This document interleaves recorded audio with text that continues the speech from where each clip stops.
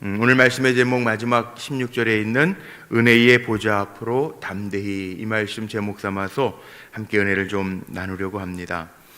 오늘 이 히브리서 4장에 있는 주제는 안식에 대한 것입니다. 안식, 영원한 안식에 대한 이야기죠.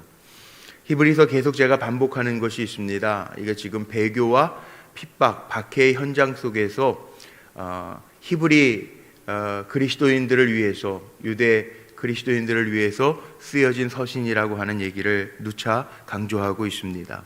그들에게는 예수 그리스도, 우리의 믿음의 신실한 사도이신 예수 그리스도, 대제사장이신 예수 그리스도가 가장 큰 위로입니다.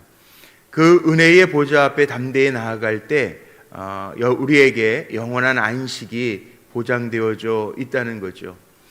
누차하게 바벨론과 같은 이 세상, 여기에 연연하지 말고 주와 함께 영원한 안식도 소망하면서 살라고 하는, 그래서 은혜의 보좌 앞으로 담대히 나아가라고 하는 격려의 말씀이 오늘 이 히브리서 4장에 있는 말씀입니다. 이미 우리에게는 안식에 들어가는 약속이 보장되어져 있다는 겁니다. 3절 말씀 한번 보죠. 3절 말씀에 보니까 이미 믿는 우리들은 저 안식에 들어가는도다. 믿는 우리들은 안식에 들어가요. 하나님 주시는 안식이 우리에게 있어요. 이 주님의 약속입니다. 그런데 여기 1절 말씀에 보면 그러므로가 나옵니다. 이 어제 이은 말씀인데, 어제 여러분 말씀 기억나십니까? 마음 잘 지키자고, 마음이 굳어지지 아니하도록 끝까지 환난 중에도 우리의 마음이 굳게 견고하게 그리스도와 함께 참여한 자로 흔들리지 말고 우리의 마음을 굳게 하여 주님 붙들고 나아가자. 그러므로 믿지 아니하는 자, 마음이 흔들리는 자는 주님과 함께 영원한 나라에 들어갈 수 없는데, 그래서 우리가 두려워할 것은 뭐냐? 하나님께서 이미 우리에게 약속하신 안식이 있다는 거예요. 3절에 읽었죠. 그런데 우리는 두려워할 것이 있는데 그의 안식에 들어갈 약속이 남아있을지라도, 이미 우리에게는 약속하셔서, 주님의 약속은 1.1획도 변함이 없어 우리에게 영원한 안식을 약속하셨지만 1절 말씀해 보세요. 남아있을지라도, 이 약속이, 영원한 안식에 들어갈 약속이 남아있을지라도 너희 중에는 혹 이르지 못할 자가 있을까 함이라. 이 얘기가 뭡니까? 끝까지 우리의 마음을 흔들리지 아니하게, 세상의 유혹에 흔들리지 않게, 자기 나름대로 이 약속을 포기하지 않게 지키라는 거죠. 영원한 안식이라고 하는 게 당시에 핍박받는 사람들에게는 얼마나 큰 위로가 되고 갈망이었는지 모릅니다. 왜? 이 핍박과 어려움 속에 환난이 빨리 그쳐지기를 바라는데 보장이 안 돼 있어요. 언제 끝날지 모릅니다. 이 절망적인 핍박의 상황, 동료들이 배교하고 있는 상황이 언제 끝날지 모릅니다. 앞으로 몇 년 더 갈지 모릅니다. 코로나가 우리가 두려워하는 이유가 뭔지 아세요? 언제 끝날지 모르잖아요. 언제 끝날지 모르니까 이거 뭐 백신이 나오면 끝날 것 같은데 백신 나온다고 끝나겠습니까? 사람들이 그래서 마음에 두려움이 있어요. 뭐 전 세계 인구 가운데 1,000만 명이 확진자가 생겼다라고 이야기하고 그래요. 언제 끝날지 모르니까 두려워하는 거예요. 배교의 상황도 마찬가지예요. 주님 오신다고 그랬는데 언제 끝날지 모르니까 사람들이 두려워하는 거예요. 차라리 이렇게 힘들고 어려울 바에는 주님과 함께 영원한 안식에 들어가는 게 좋겠다. 내가 주님 의지합니다. 세상적인 거에 연연해서 영원한 안식을 빼앗기지 않게 해주옵소서. 그런 기도를 이 초대교회 성도들이 했다는 거죠. 요한계시록에 보면 마라나타, 주 예수여 어서 오시옵소서. 요한계시록 22장이 그렇게 끝나잖아요. 저기 종교교회 최희우 목사님은 설교하실 때요, 꼭 나오시면 단에 서시자마자 선포하는 게 있어요. 마라나타. 그리고 설교를 하세요. 주 예수여 어서 오시옵소서. 정말 우리가 믿는 자라면요, 그리고 우리가 준비된 자라면 주님 언제 오시든지 관계없이 주여 내가 이 땅에 머물지만 어서 오시옵소서, 그런 갈망을 가지고 우리가 살아가냔 말이에요. 아니면 아직도 세상 나게 좋아서 세상 나게만 매여 있어서 이 땅에 마음 두고 살아가고는 있지 않은가. 여기 2절부터 보십시오.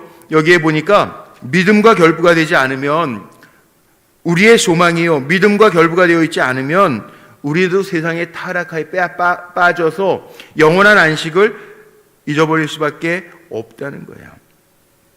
2절에 보십시오. 이런 말씀이 있습니다.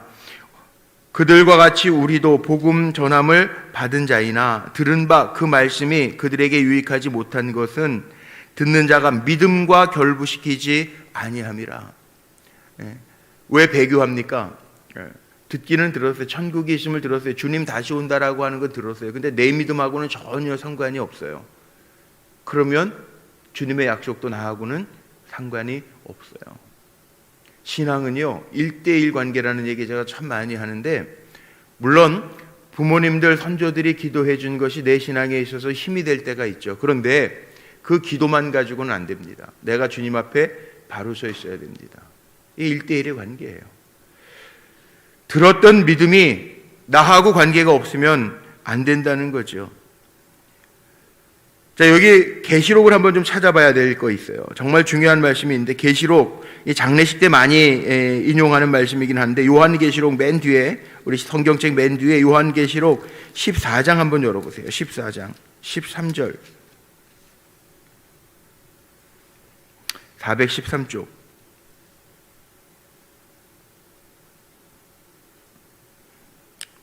제가 읽을게요. 요한계시록 14장 13절.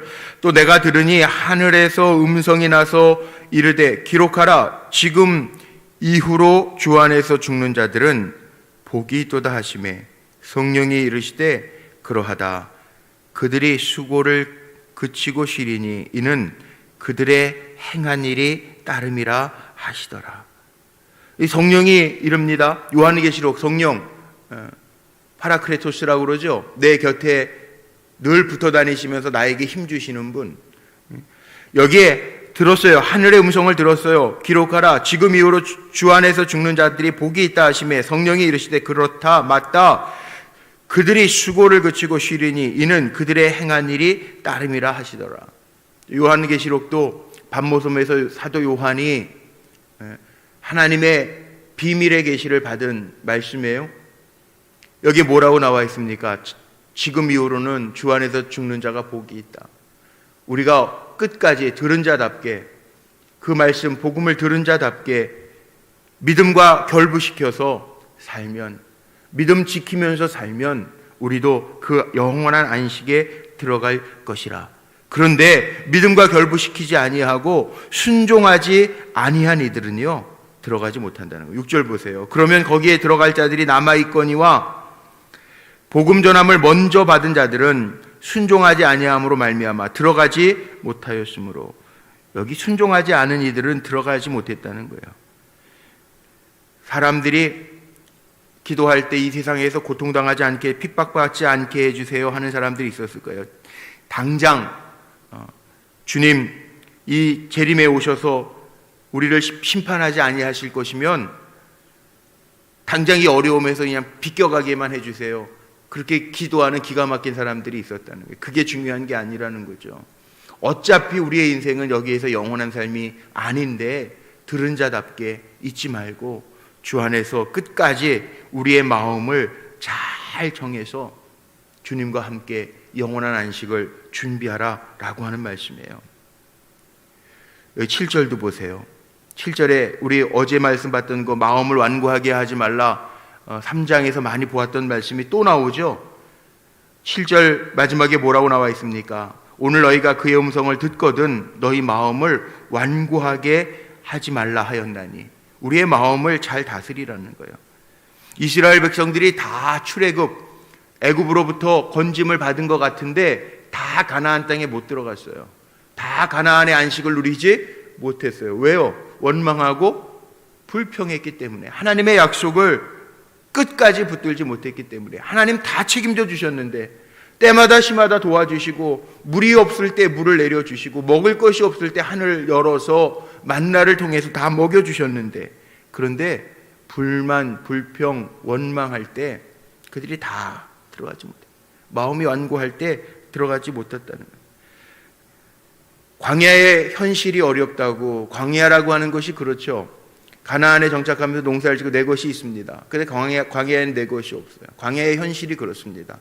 그런데 이 광야의 어려운 현실 때문에 안식을 내 동댕이 친 사람들 가나안에 못 들어갔다는 거예요. 이 말씀이에요. 영원한 안식에 들어가기 위해서는 우리의 마음을 잘 다스려라. 그래야 우리가 그 안식일에 하나님의 안식에 들어갈 것이다. 그러니까 11절, 그러므로 우리가 저 안식에 들어가기를 힘쓸지니 이는 누구든지 저 순종하지 아니하는 본에 빠지지 않게 하려 함이라. 광야의 사건을 왜 성경 첫머리에 우리에게 알려주셨느냐. 마찬가지라는 거예요. 우리도 안식에 힘쓰기에 애써야 되고요. 그렇지 않으면 누구든지 순종하지 아니하는 자들은 광야에서 끝나버리는 삶이라는 거예요. 우리는 저 안식을 기억하면서 나아가라는 거죠. 그럼 왜 주님 오시는 게 더디어질까? 이 땅에 낙이 없다면 주님 빨리 오시면 되는데 왜 그럴까? 같은 동시대 히브리서, 베드로전서에 보면 베드로전서 3장 한번 볼까요? 왜 우리에게 주님 오신다고 하는 약속이 더디어지는가? 베드로전서, 히브리서, 야고보서, 베드로전서, 히브리서보다 뒤로 가 보십시오. 베드로전서 3장 한번 열어보세요. 3장. 여기에 답이 있어요. 베드로전서 3장 9절.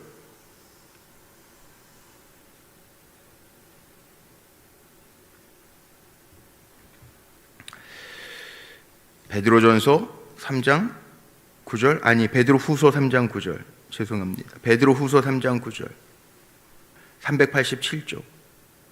자, 여기에 나오죠. 답이. 베드로후서 3장 9절 같이 한번 읽어봅니다. 시작.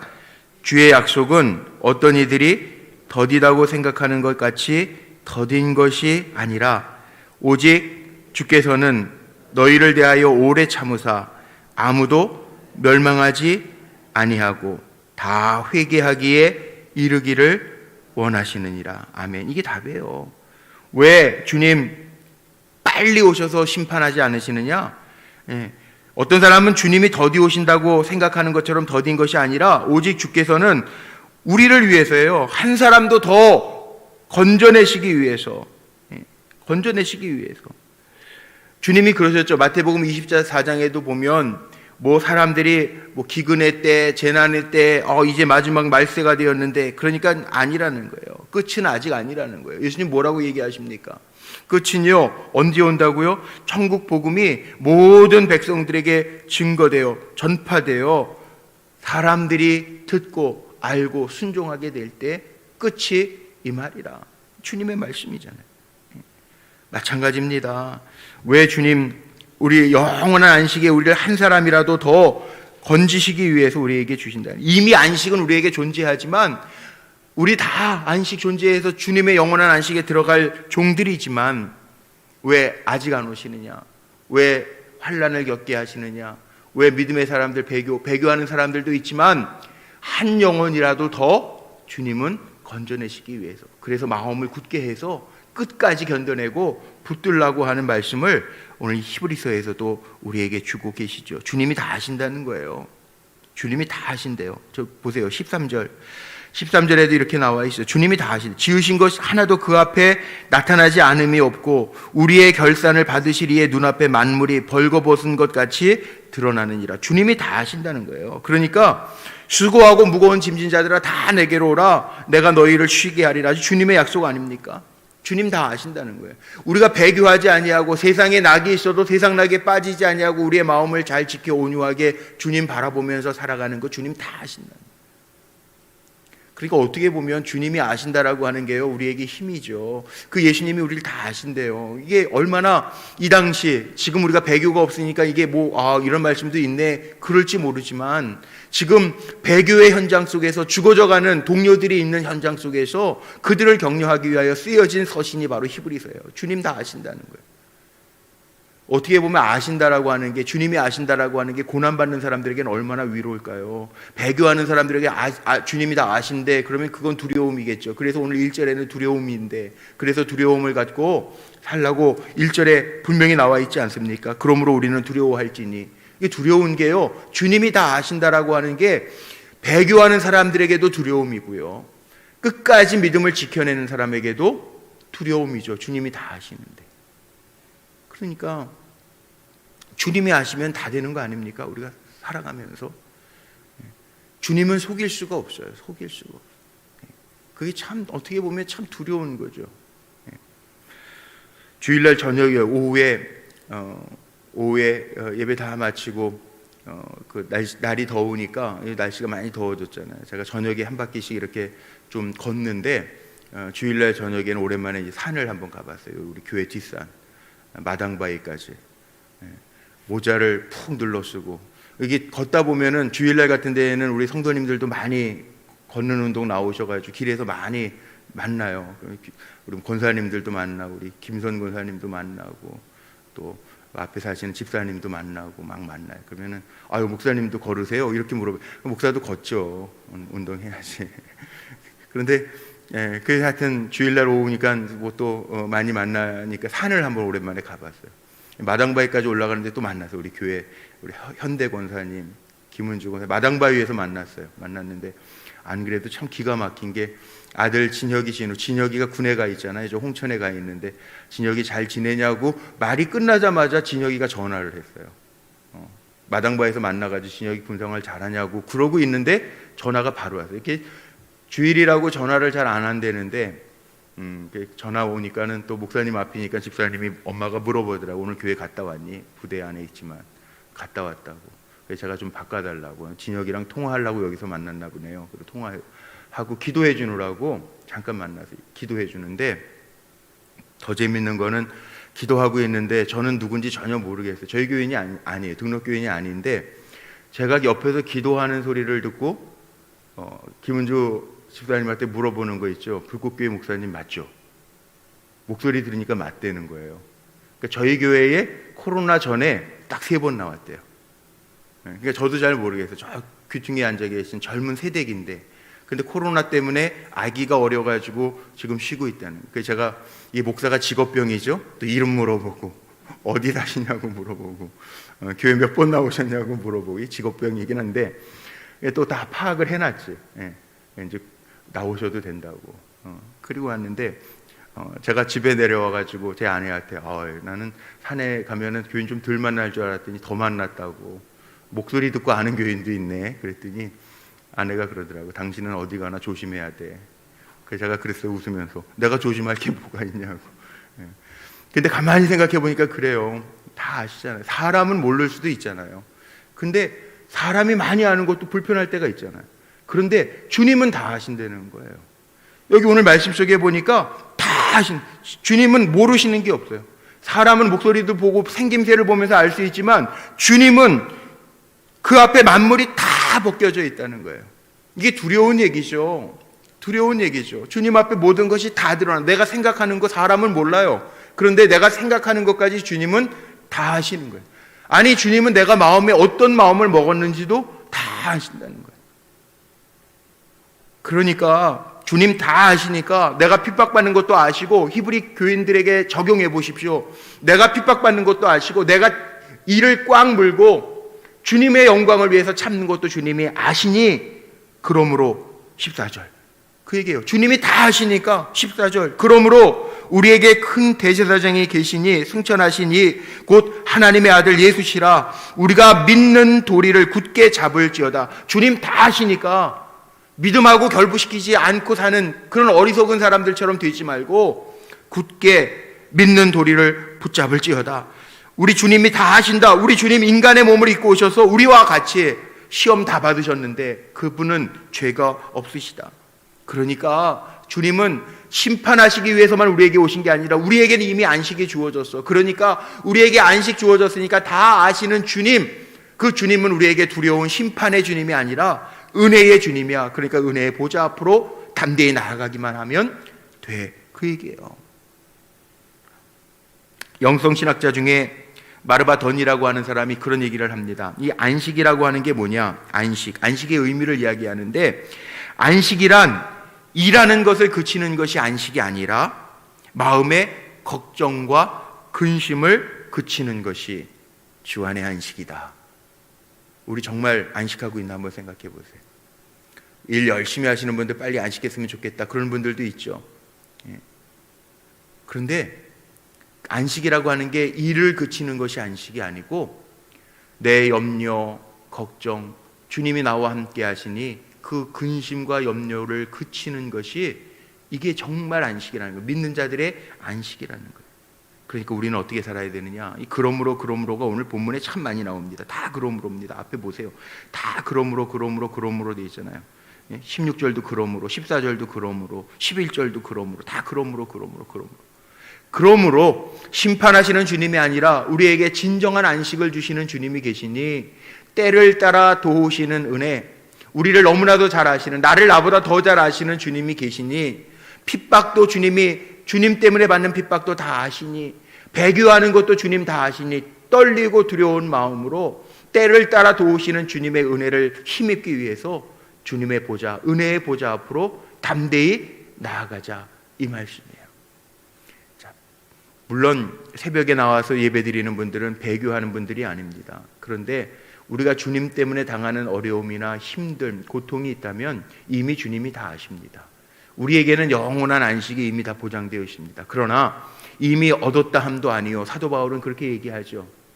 끝까지 주님을 표대 삼아 달려가노라. 우리는 멈추지 말고요, 오늘도 달려가야 돼요. 은혜의 보좌 앞으로 강하고 담대하게 달려가야 돼요. 멈추지 마십시오. 그리고 세상과 타협하지 마십시오. 화려한 세상, 바벨론과 같은, 요한계시록에 나오는 것처럼 바벨론과 같은 세상과 타협하지 마십시오. 주님은 이미 다 아십니다. 우리가 적은 능력을 가지고도 정말 수고하는 것도 주님이 아시고요. 차든지 뜨겁든지 하라고 했는데 미지근하게 세상 속에서 적당하게 사는 것도 주님 다 아시고요. 또 끝까지 주님의 사랑을 놓치지 않고 달려가는 것도 주님 아시고요. 다 아신다는 거예요. 다 아시는 주님 앞에 부끄럽지 아니하게 착하다, 애썼다, 그렇게 칭찬하실 종의 자리에 세움받는 저 여러분이 다 되시기를 주님의 이름으로 축복합니다.